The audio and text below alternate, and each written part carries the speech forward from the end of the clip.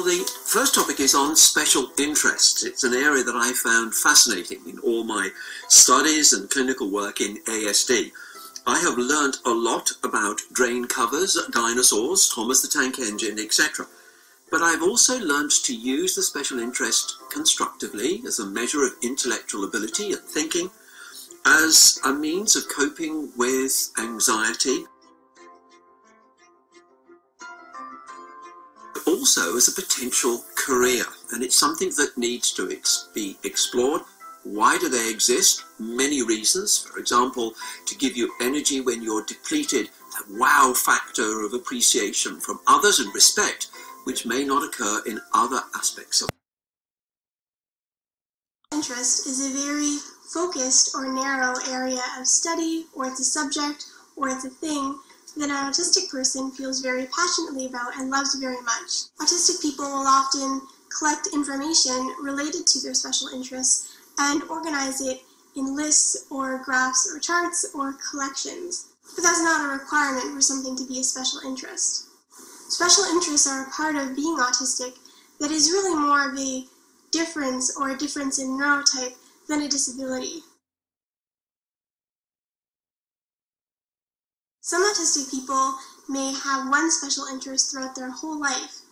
Many autistic people have multiple special interests, or they may have a primary special interest and then secondary or tertiary special interests that come and go as their interests come and go.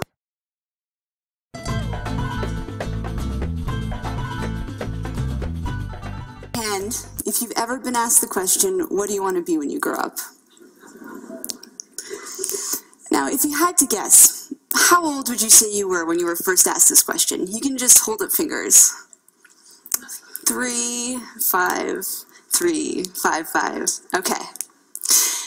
Now, raise your hand if the question, what do you want to be when you grow up, has ever caused you any anxiety? Any anxiety at all?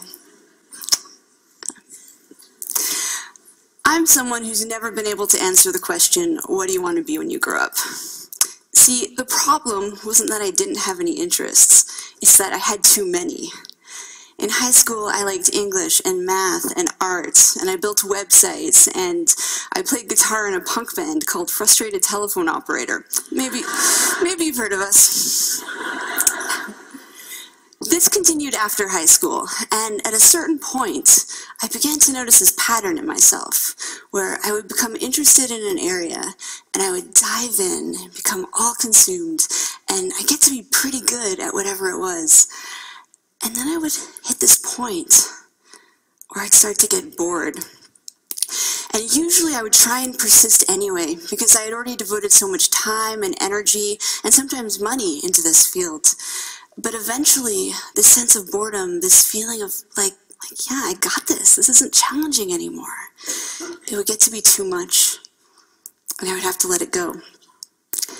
But then I would become interested in something else, something totally unrelated, and I would dive into that and become all consumed, and I'd be like, yes, I found my thing. And then I would hit this point again, where I'd start to get bored, and eventually, I would let it go. Let it go, let it go. But then I would discover something new and totally different, and I would dive into that. This pattern caused me a lot of anxiety for 2 reasons. The first was that I wasn't sure how I was going to turn any of this into a career. I thought that I would eventually have to pick one thing, deny all of my other passions, and just resign myself to being bored.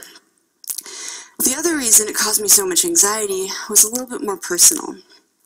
I worried that there was something wrong with this, and something wrong with me for being unable to stick with anything. I worried that I was afraid of commitment, or that I was scattered, or that I was self-sabotaging, afraid of my own success. If you can relate to my story and to these feelings, I'd like you to ask yourself a question that I wish I had asked myself back then. Ask yourself where you learned to assign the meaning of wrong or abnormal to doing many things. I'll tell you where you learned it. You learned it from the culture.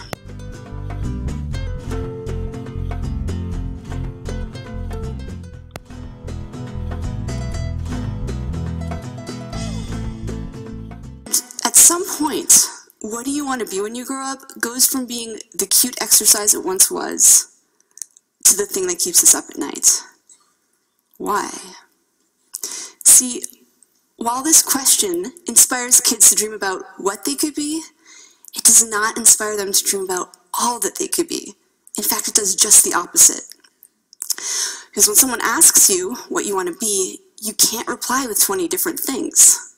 The well-meaning adult will likely chuckle and be like, oh, how cute, but you can't be a violin maker and a psychologist. You have to choose. This is Dr. Bob Childs. And he's a luthier and a psychotherapist. And this is Amy Ung, a magazine editor turned illustrator, entrepreneur, teacher, and creative director. But most kids don't hear about people like this. All they hear is that they're going to have to choose. But it's more than that. The notion of the narrowly focused life is highly romanticized in our culture. It's this idea of destiny, or the one true calling. The idea that we each have one great thing we are meant to do during our time on this earth, and you need to figure out what that thing is and devote your life to it. But what if you're someone who isn't wired this way? What if there are a lot of different subjects that you're curious about and many different things you want to do? Well, there is no room for someone like you in this framework. And so you might feel alone. You might feel like you don't have a purpose. You might feel like there's something wrong with you. There's nothing wrong with you. What you are is a multipotentialite.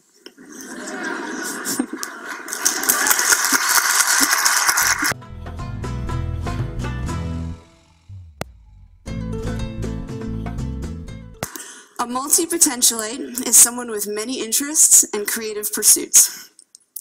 It's a mouthful to say. It might help if you break it up into 3 parts: multi-potential and ite. You can also use one of the other terms that connote the same idea, such as the polymath, the Renaissance person. Actually, during the Renaissance period, it was considered the ideal to be well-versed in multiple disciplines. Barbara Scher refers to us as scanners. Use whichever term you like, or invent your own. I have to say I find it sort of fitting that as a community we cannot agree on a single identity. It's easy to see your multipotentiality as a limitation or an affliction that you need to overcome. But what I've learned through speaking with people and writing about these ideas on my website, Putty-like, is that there are some tremendous strengths to being this way.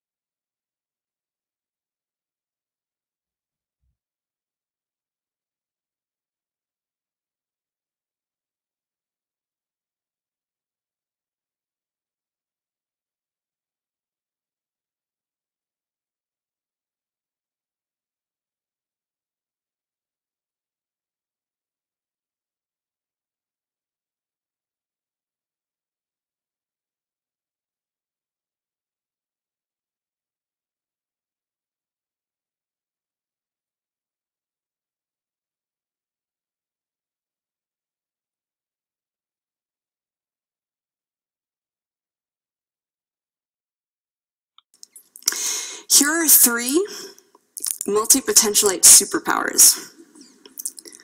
1, idea synthesis.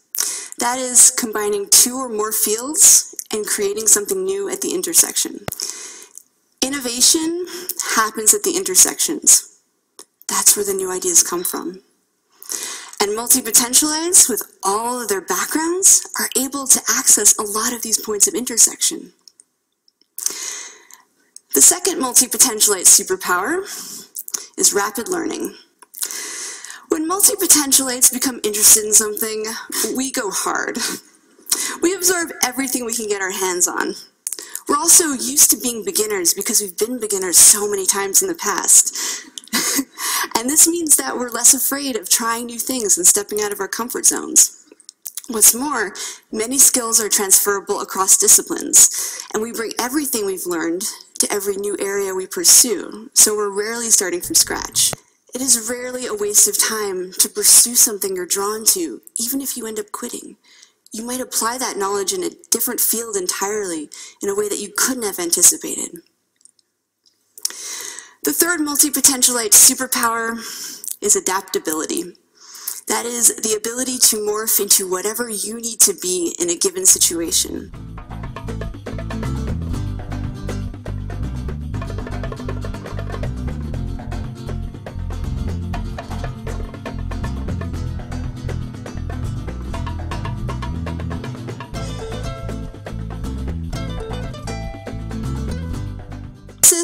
Rapid learning and adaptability.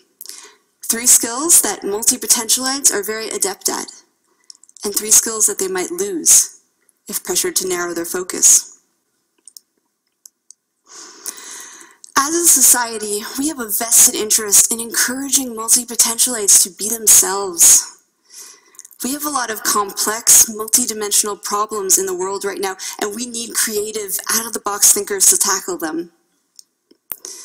But we should all be designing lives and careers that are aligned with how we're wired. And sadly, multipotentialites are largely being encouraged simply to be more like their specialist peers. So with that said, if there's one thing you take away from this talk, I hope that it is this. Embrace your inner wiring, whatever that may be. But to the multipotentialites in the room, to you I say, embrace your many passions. Follow your curiosity down those rabbit holes. Explore your intersections. Embracing our inner wiring leads to a happier, more authentic life. And perhaps more importantly, multipotentialites. The world needs us.